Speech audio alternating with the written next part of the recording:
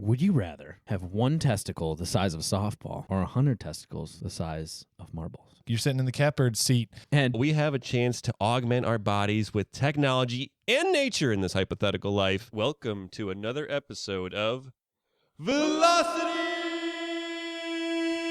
Chaos!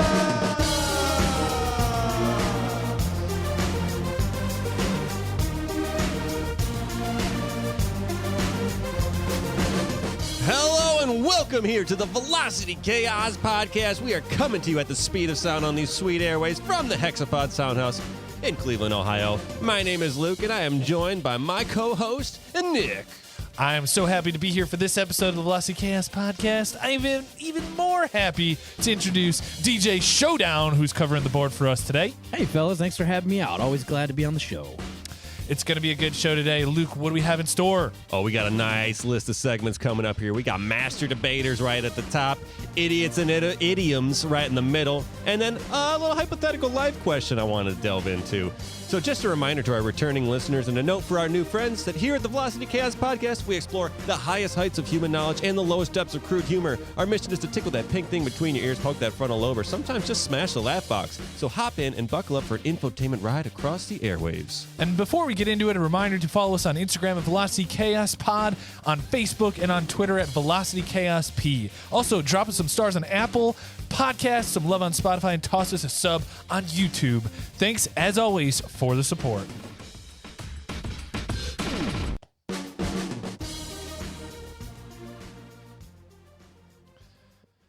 Okay, let's get warm here. Get them shoulders rolled. DJ Showdown is going to roll some cubies. Let's see what we got here. Roll them cubies. Ooh. We got a 4 and a 2, which we know is 6. All right, we got 6 turns to make the connection between a couple of words. DJ Showdown, what are those 2 words? Gentlemen, I'd like you to make the connection between opera and Australia. Okay, I am ready. Not ready, but starting first word to Nick. Opera. Singing.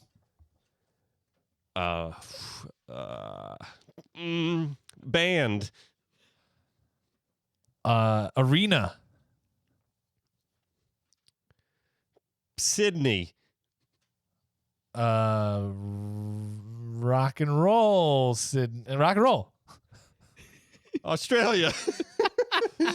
Sorry, I was going for AC/DC. my bad. I thought you were going to go Olympics. Olympics arena. Or Yeah. Probably should have. Yeah. We might have failed that that one. was a flop. That's all right. Sorry. That's all right. We'll call him the intern next time. He's special at that. Yeah. DJ Showdown, what you thinking about right now? Man, I've been thinking. And I can't choose between these two things because I feel like it's something that really bothers most men these days. And gentlemen, would you rather have one testicle the size of a softball or 100 testicles the size of marbles? Man. Well, I'm gonna go right in on that one, and I've thought about this before. I've stayed up late in the night, thinking about if I had this choice, what would I go with? And I'm definitely going with the marbles. Hey, you gotta have a cartridge in the magazine. You know what I'm saying?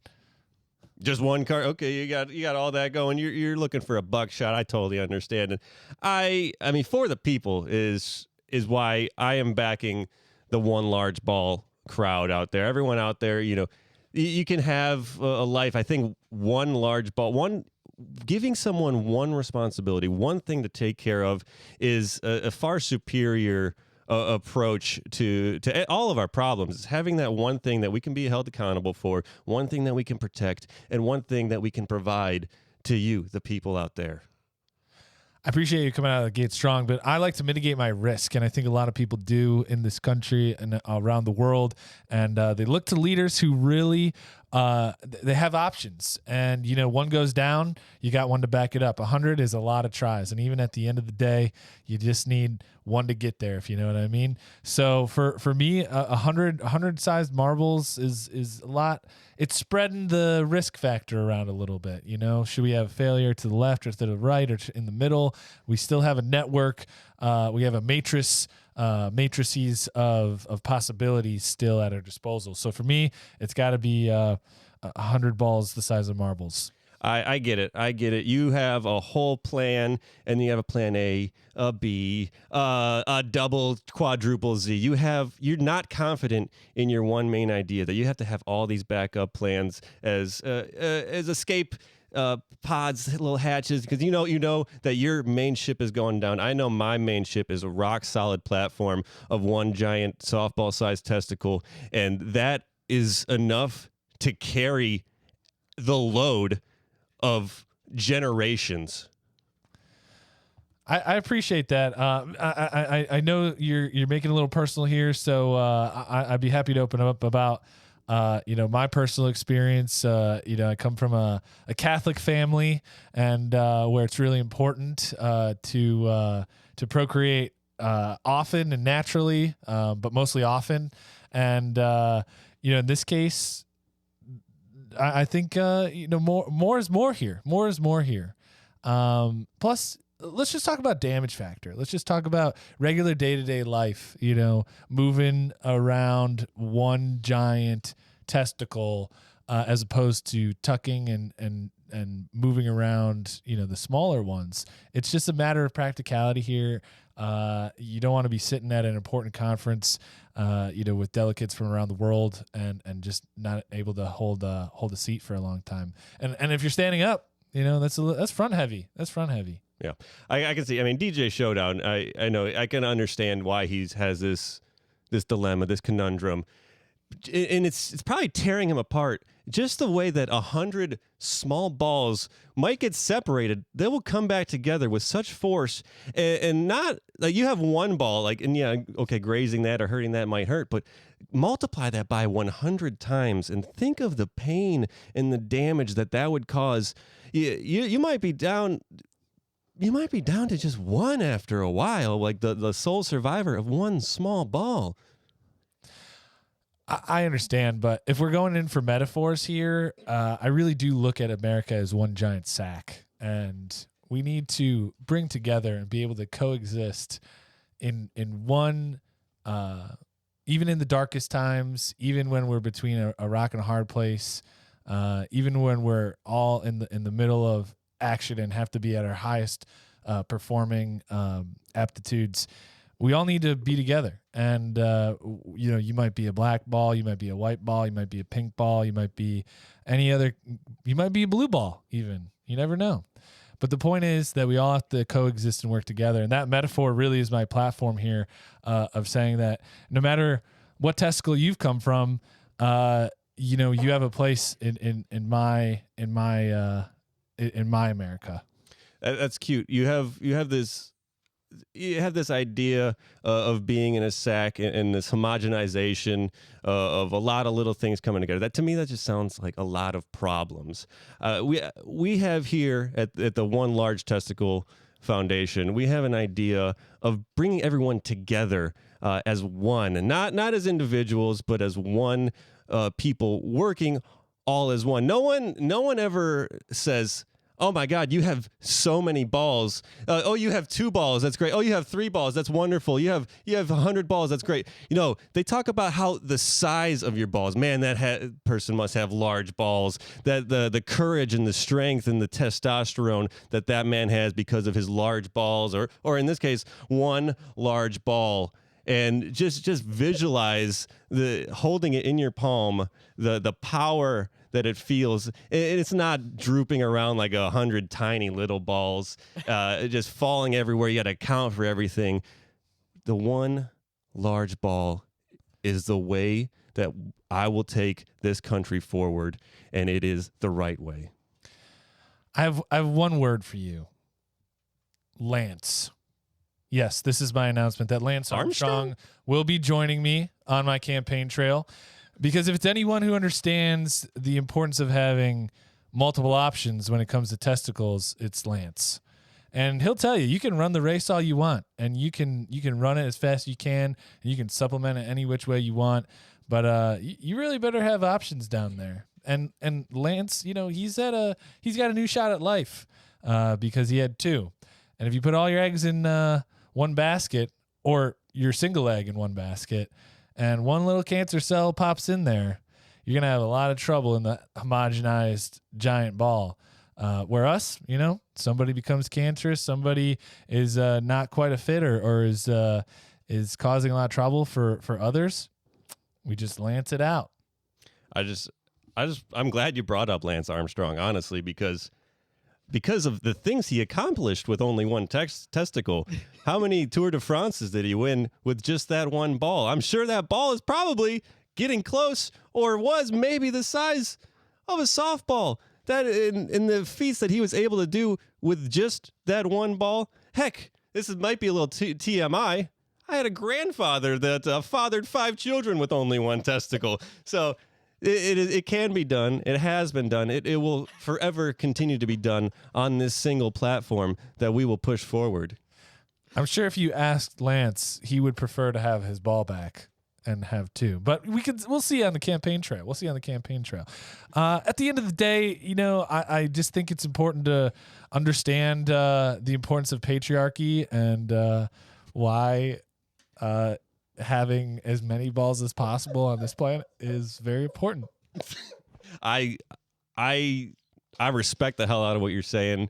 Everything with your multiple balls. I don't know if I'm going to be able to convince you over there about having one giant ball compared to 100 small balls. DJ Showdown, I don't know how you feel about this situation. I don't know. You both bring up great points, and I appreciate the deliberation on this one. However, I do think after understanding the pluses and minuses, I think it is one ball to rule them all. Don't drop it into the volcano. I'm just saying, you won't have a backup. Oh, geez. But Smeagol, and I heard there's a little creepy guy backstage who's after it.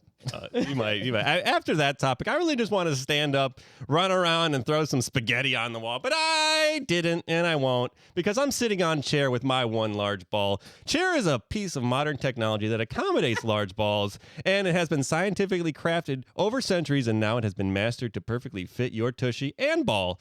Nothing has ever been kinder to your keister, nothing more benevolent to your bottom, and nothing less painless on your anus.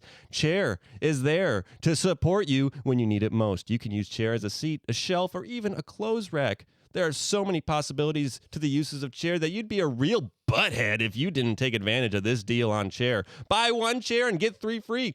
But only if you use code VCSEAT at checkout. Even if you don't want the other 3 chairs, they will send them anyways because one chair is just lonely. And you and your 3 other large singular ball friends can all sit in a nice little square and have a good old chat and powwow. This is not an actual product, service, or idea. Just in case you thought it was, it's not. If there is something out there with the same name, we are unaware, have no affiliation, and have no judgment on the actual product, service, or idea.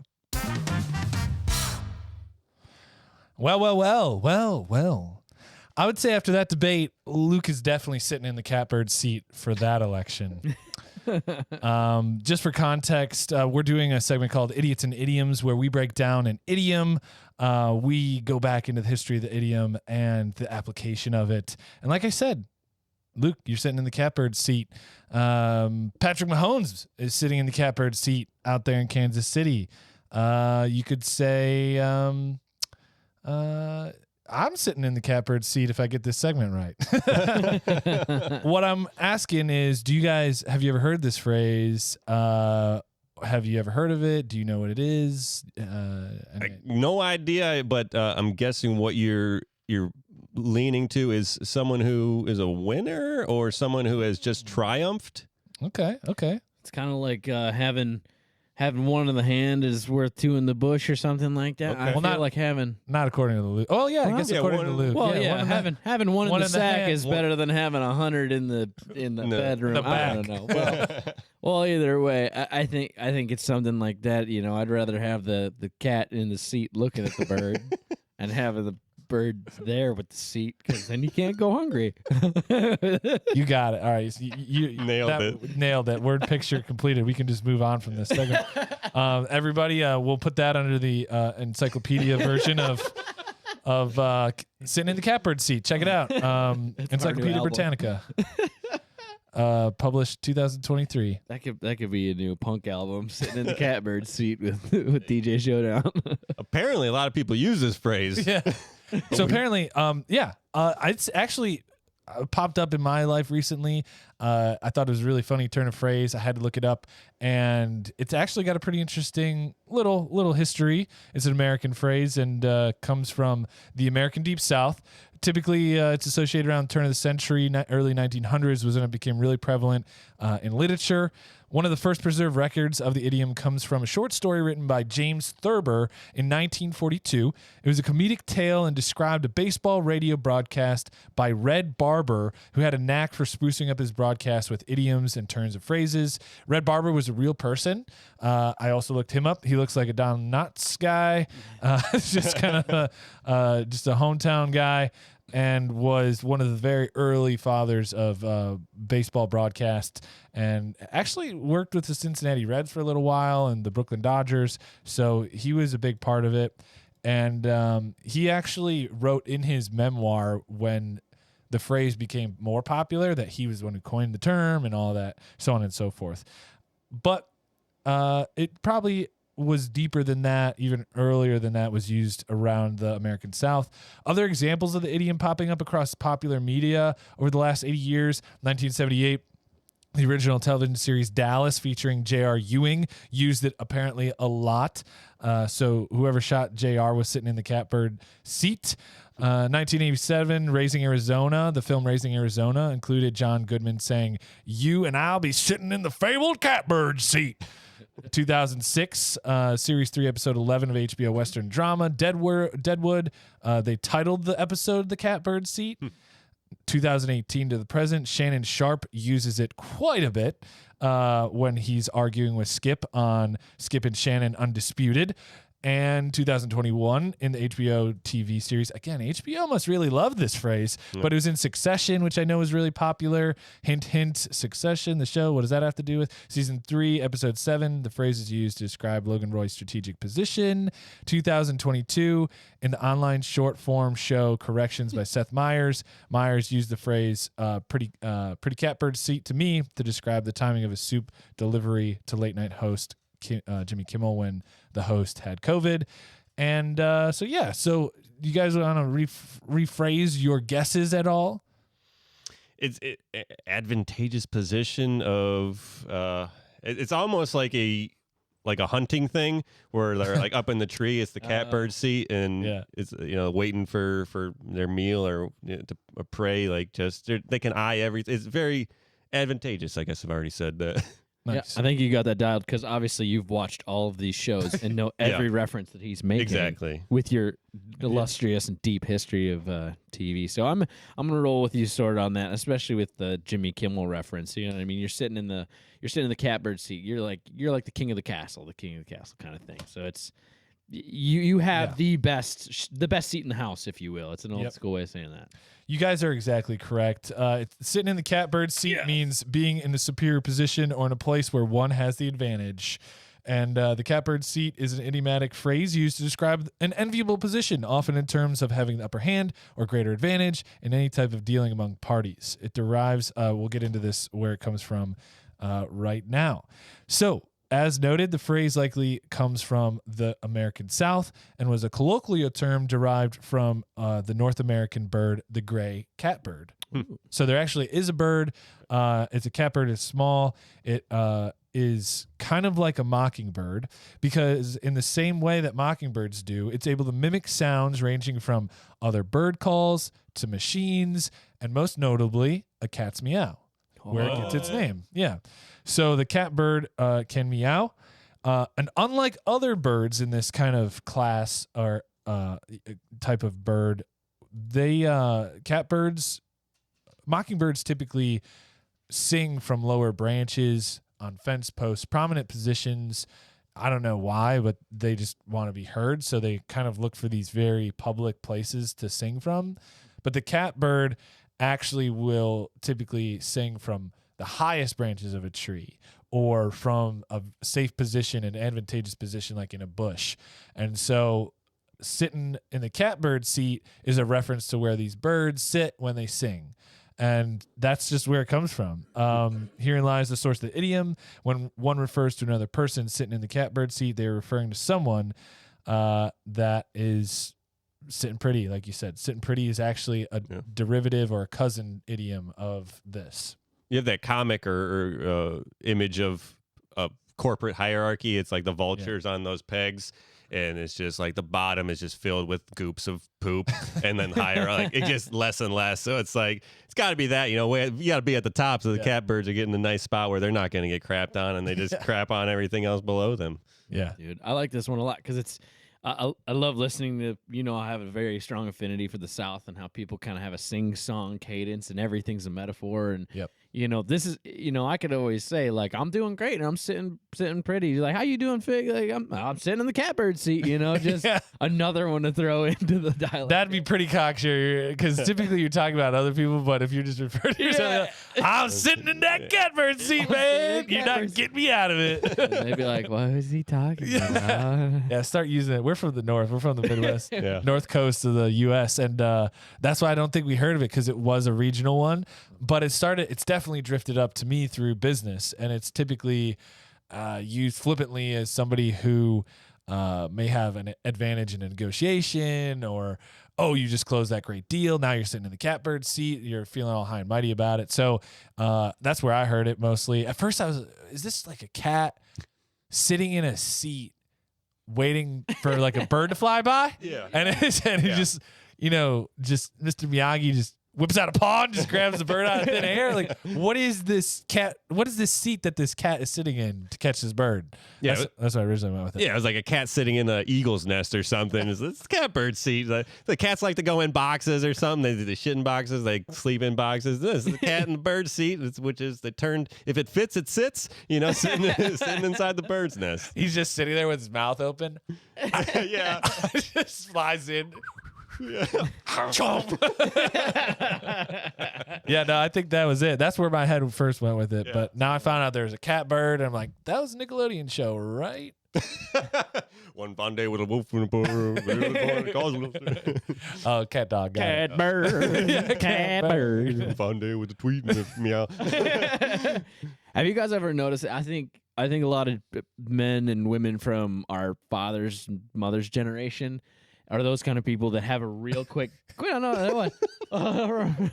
From their generation, they have a quick cadence. You work in business all the time. You work in your family business. You work in your family business, and you always meet those. I've always been around shops. You meet those guys who are really quick tongued. You know what I mean? Oh yeah. They can talk to anybody. They always have a quick cadence.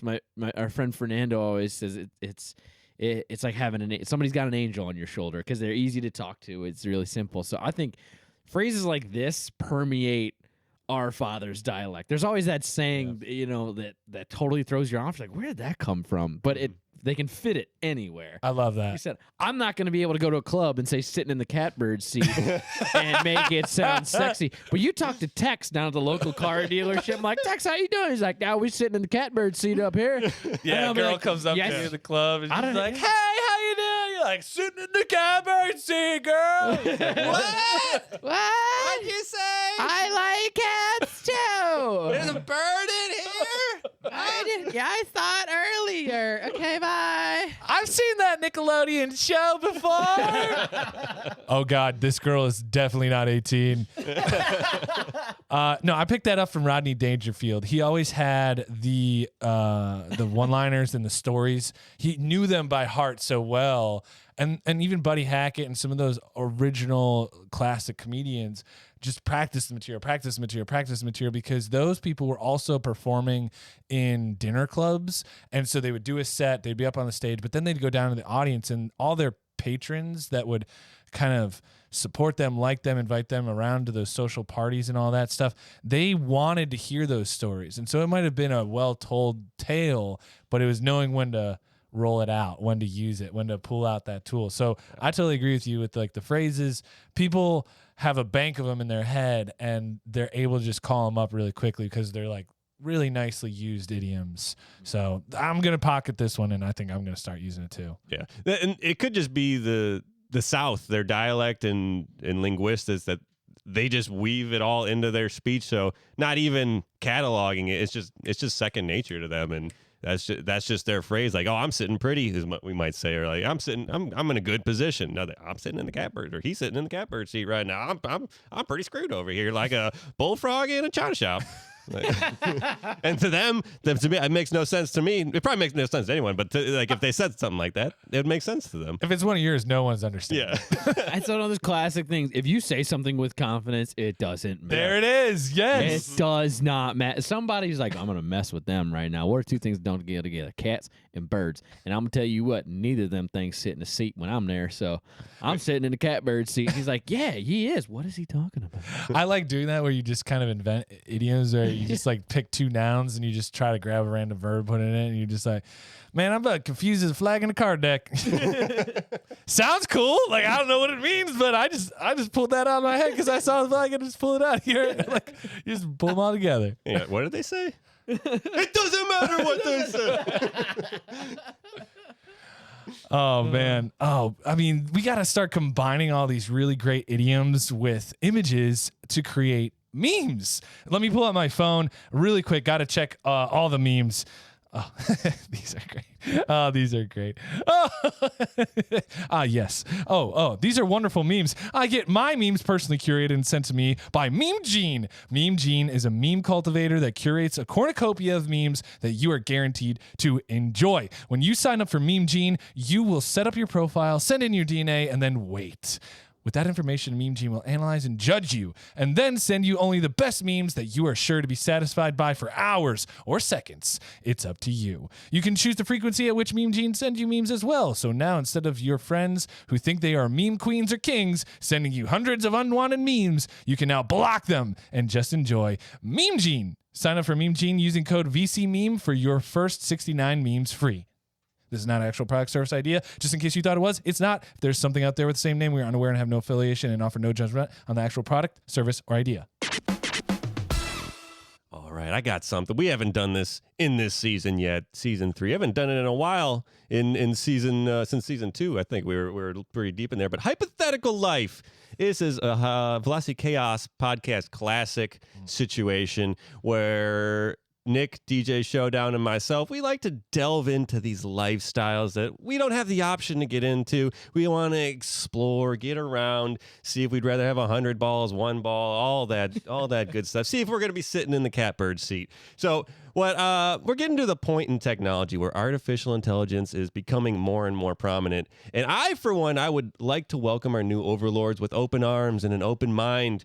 An open mind that's awaiting new opportunities for living a much better life. And to begin, I would like to set our hypothetical in the distant future. Let's say year 2069. Nice. No particular reason. Yeah, no particular reason. Where technological advances are becoming so far advanced that we can barely keep up with all the new inventions that are coming out each and every day. Let's face it, our bodies might be breaking down at that point. I'll probably be 80. But we have a chance to augment our bodies with technology and nature in this hypothetical life to live a better and more fulfilling lives in our retirement. And the question is, what cyborg augmentations would you get, and what therianthrope changes would you have? Therianthrope being like half human, half animal. So like if you want animal parts, we can throw that in there because, we'll merge nature and technology in this hypothetical life.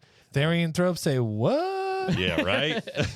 So I'm just thinking we just do a full body makeover, head to toe, whatever you're thinking, feeling, whatever you want, whatever crazy ideas. Let's workshop forget this. about 100 marble-sized balls. I just want a bullocks, just like fucking giant-ass ball sack from a just stud muffin of a ox. You're on the one ball train. I like it. Ox I am now. All right, ball of an ox for Nick. I don't see a hip section in this. Yeah, we'll put it in there. Oh man! Can we like integrate technology with our animal more? If you want to, if this is hypothetical. Yeah, if we're gonna, any good building starts with a great base. Okay. He's just immediately going straight to Transformer 6 or whatever they're going to, where you got the giant metal monkey running around. No. We're gonna keep them raw naturals. I want kangaroo legs.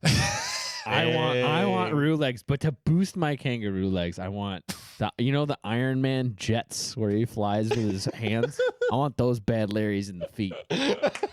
Yeah, I want those. Dang. Because I want to be musco at the club, but sneaky when I want to get out of that piece. And you can be like hovering around too if you want, and just floating in. Yeah.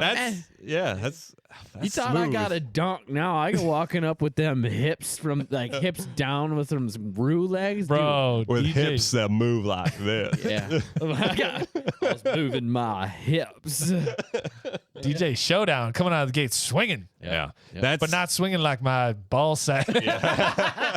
I'm going full in on this ox-ball. episode. That might get This into the ox-ball. club. Yeah, that'll get me in the club. This segment, this whole episode now, we're going into it. We're going. We're gone. We're gone. We're into it. I'll keep it in the feet realm. I was thinking. Oh, here we go. Yeah, I'm big on the feet, and not 1 foot, but many little feet. I want to have like millipede centipede feet, where it looks like I'm just floating around because I got all these like 1,000 feet just like hovering me around in any. They could be mechanical if they want. This is like a mix of technology and bugs and stuff. So it's just like little mechanical feet, and I'm just hovering around, and you just see. Are your feet gonna look like normal feet, but there's millipede feet underneath? Yeah. You just like cruise over to somebody across the room, and you're just like, woo! Oh, wow, that was a workout. Dude, your moonwalk would be off the chain. I'm just sliding back and forth, and they're just it's like doing the waves. Wow, centipede feet for Luke. All right.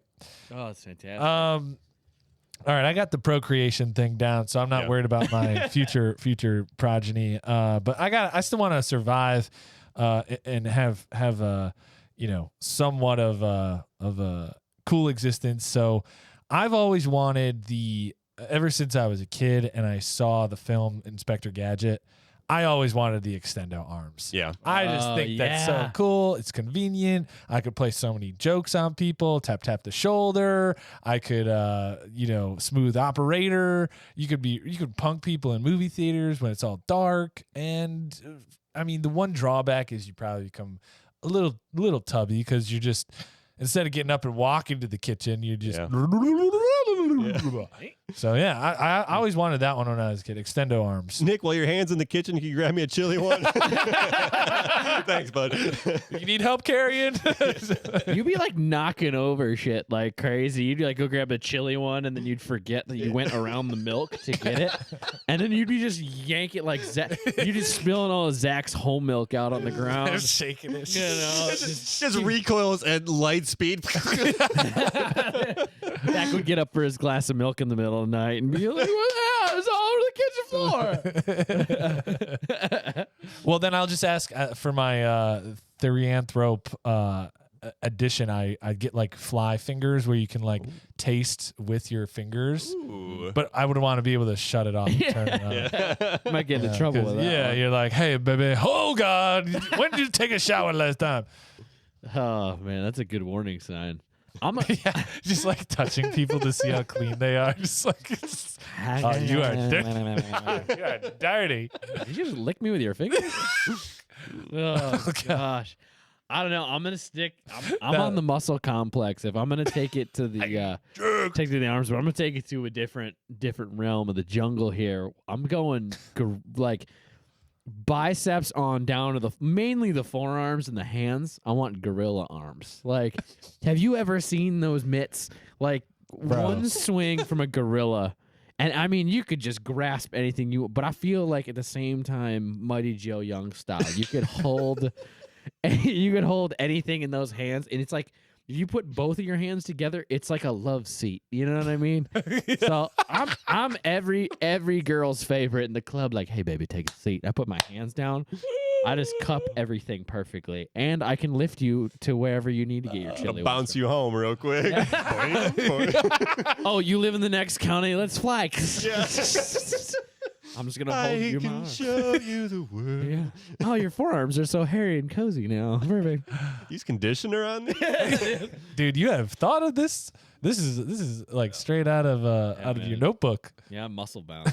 I'm gonna skip the arms for right now. Maybe I'll come back, but I want to go to the head for a minute here. Okay. I'm thinking dog nose. I bet you do with your one ball. Yeah, with my one singular ball, large, very large.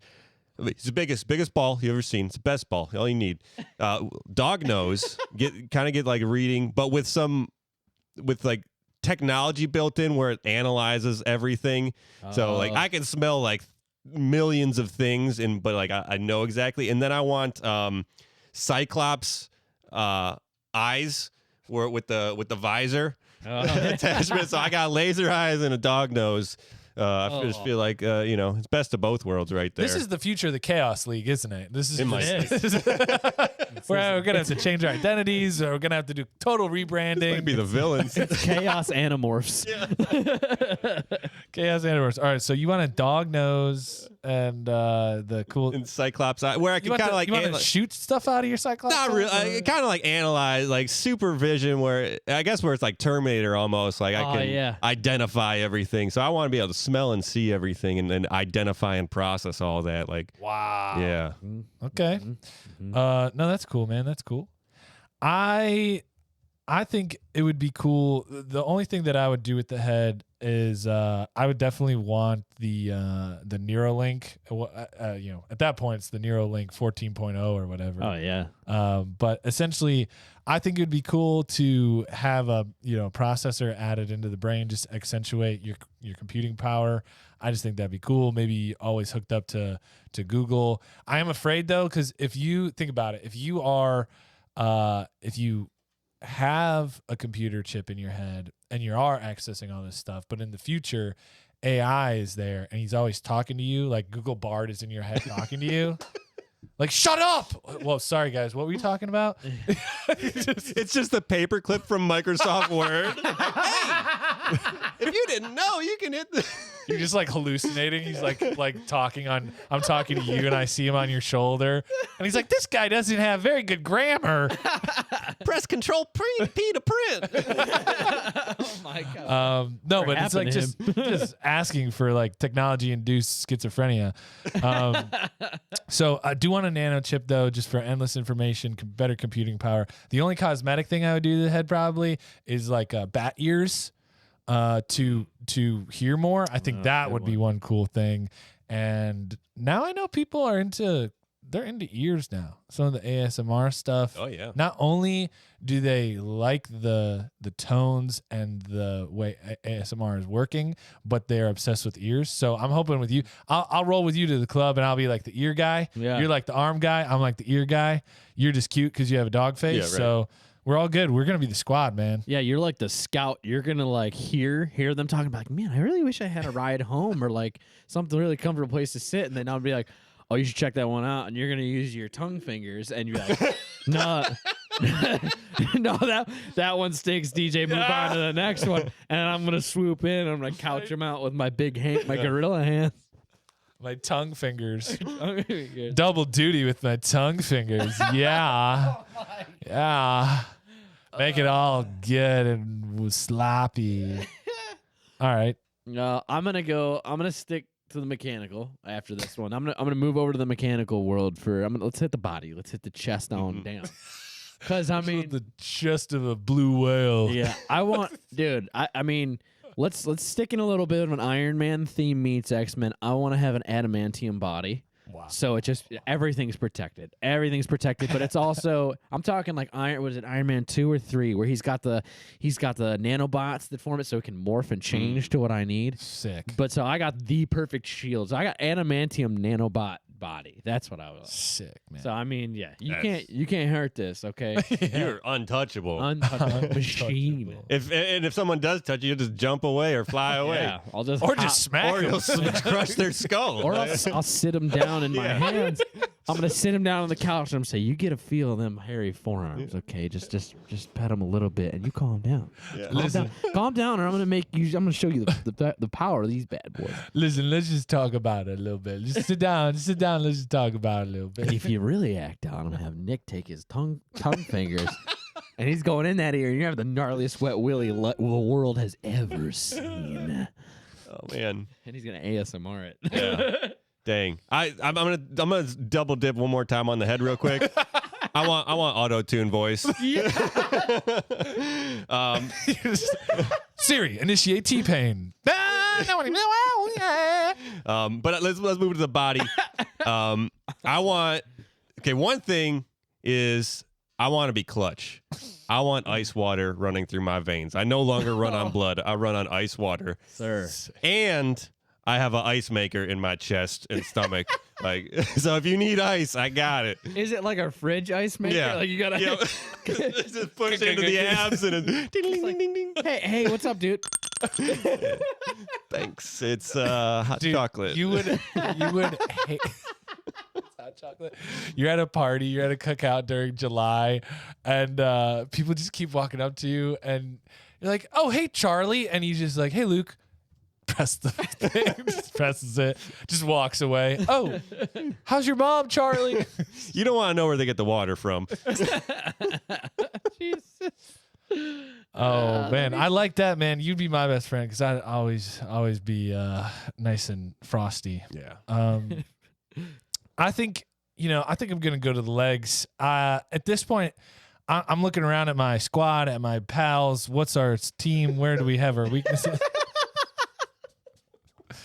And You boo. I think I'm gonna go for some speed here. I think we need to offset, so I'm gonna go for some. These are probably mechanical. They probably can extend a little bit, and you know how people run on those like spring legs that are extended. Oh, yeah. So like they in like super cheetah mode, like they extend a little bit. Because how cool would that be if you're moving really fast, but you can also shoot out that whip arm? Because we always already established it's got really super speed, like in and out. Yeah. So you got to round a corner. What better thing to have than a giant extendy arm to grab a light post and just fly around that corner? So Dope. I'm going for some speed here. And I think it's homogenous with the rest of my my kit going on here. The one problem is I also got to have something in the hips that like when I initiate cheetah mode, I just the balls the ox balls just get tucked in. Retractable ox sack. Yeah. They just cheetah mode initiated. That way, it's not clanging around as you're like rounding corners at 80 mph. Any unwanted impacts get tucked in. Yeah. Yeah. All right, I'll take it to the head, man. I know. I bet you will. I might. If you ever malfunction, somebody's getting teabagged. Oxball coming at you. I would not want to service those bad boys. Yeah. But I mean, I can't abide by having the Elon Musk or whoever XZGI, whoever's going to success him in my brain. I can't do the chip in my head. Okay. Fair. So I'm going to stick in the natural. Let's go back. I got mechanical with the chest. I want to bring it back to my dolphin cousins of the sea, and I want brain capacity of a dolphin with all the animal cognitives, like wild thornberries. I know dolphins can speak to more than just themselves, so I want all those languages packed in my head because I feel like with all this power, I need to have a good brain to back it up, and it's going to take a lot of computing power to keep my kangaroo legs in check so I'm hip-hopping and then trying to fly and then scoot those honeys out of the club.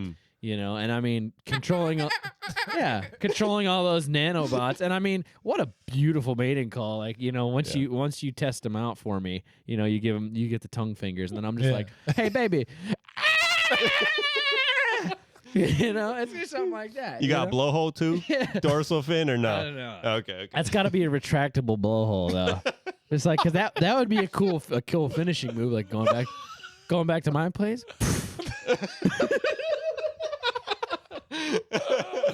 Dude, your libido is through the roof, man. You got the whole kit, man. You got the arms going. Yep. You got these sexy legs. And you got the libido. Man, you're set. You're set.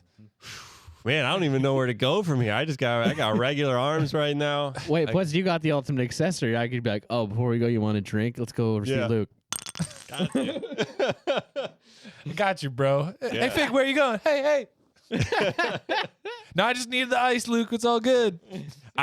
I guess I'd take one arm. I'm gonna talk one arm right now. One arm like Jax from Mortal Kombat. You got like a power gauge on it. Just get one like super cranked mechanical like that, and then the other arm would have to be.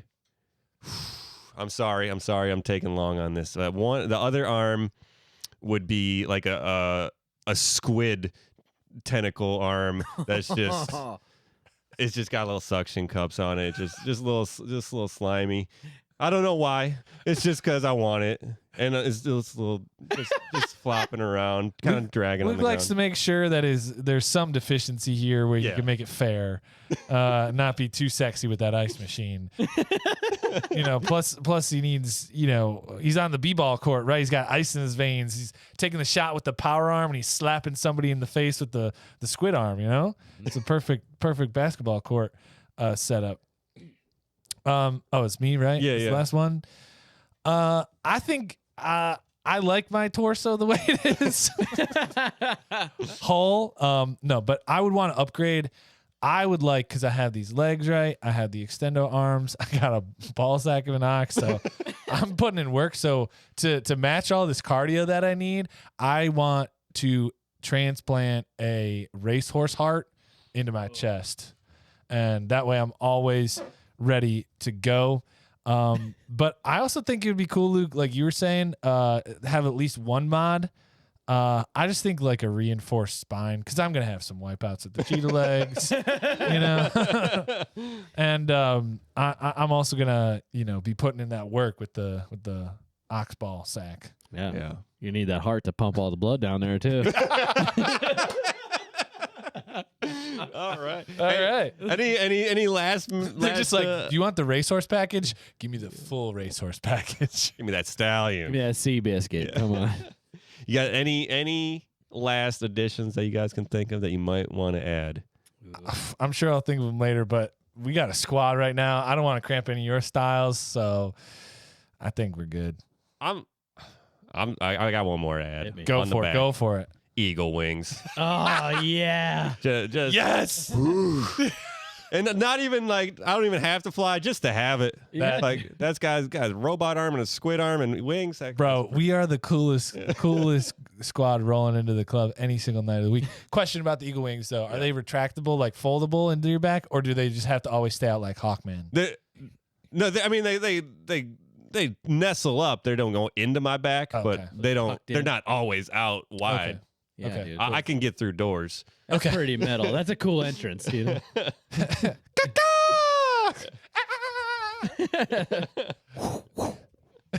You guys have these natural pickup lines from just nature, and my pickup line is just, I have an ox ball sack.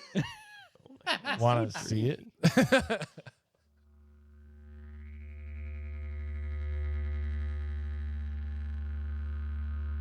Don't be a hero, mate. You look after your mates, and your mates will always look after you. Yeah, cheers. Yes, cheers. Let's head on down to Australia for our Australian news segment here. We had an inadequate car. That's right. Mick Lear had spent $400,000 at Ozrod for a full custom rebuild on his Ford mainline Ute back in 2014. He had them working on it over 2 years. He would love it to be a street show car, but the Ute has not been able to stay on the road for more than 2 days before breaking down each time. So over that 2 years, he only had the car for about 54 days in total. So that's like 700 days, 50 days. Like, that's not a good amount of time to be having that car, especially when you're paying 400 big ones. Oh my gosh. So, I mean, that leads me to think, to remember, do you guys know what Ford stands for? Found on road dead. Bingo. DJ Showdown knows what's up. Found on road dead, but this man is battling. He wants it. So after a 5-year legal battle, the court has deemed that the repairs and restoration were inadequate, and Ozrods has to pay $850,000 in restitution and for the car and for court costs. So Ozrods, they have not paid. They don't plan to. Man, Australia's great. You get sued, you just go, you know what? Fuck him. Oh my god. The owner was basically like, hey, I didn't do the work. And they're like, but it's your shop. He's like, okay, it was some guys that worked for me took on the job. It's not my problem. Wow. What a way out. Just never hire anybody officially and then just blame everything on them. Yeah. I don't know, mate. He's here 1 second. He's going the next. Yeah, that's insane. I mean, on what planet They're like, I mean, he's working on Fords. Like, you know, I've had a couple of those bad boys. They haven't come close to 3,000, let alone 400 grand. Yeah.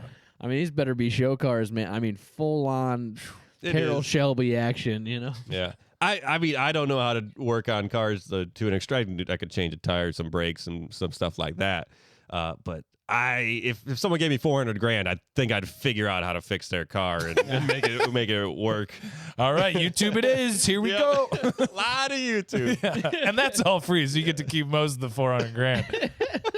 and that just goes to show you in life, you know, you can spend a lot of money on something, you can put a lot of time and effort in, but you're not going to get back what you put into it all the time, and it's okay, because the world's going to knock you down. Because when you're out there wondering, is it okay to have 100 little problems, or should I eat the frog and have one giant problem sitting right? And should I take that load, or should I take all the little loads in that situation? It's really up to what you can handle in your hands and in your life. Because are you a person sitting in the Catbird chair, or is your opponent sitting in the Catbird chair? You have to analyze what is the best situation that you need to move forward in, because you know, you really don't know how you can go through life until you walk a mile in someone else's shoes, maybe a kangaroo's shoes, maybe millipede's millions of shoes, maybe you have extendo arms and you can taste the rainbow. You can go out, you could do anything that you ever want to do. You can dream, you can have nice, supple, hairy arms to caress your sweet love into the midnight skies. You fly away and sing and drop ice cubes on all the beautiful people of the world.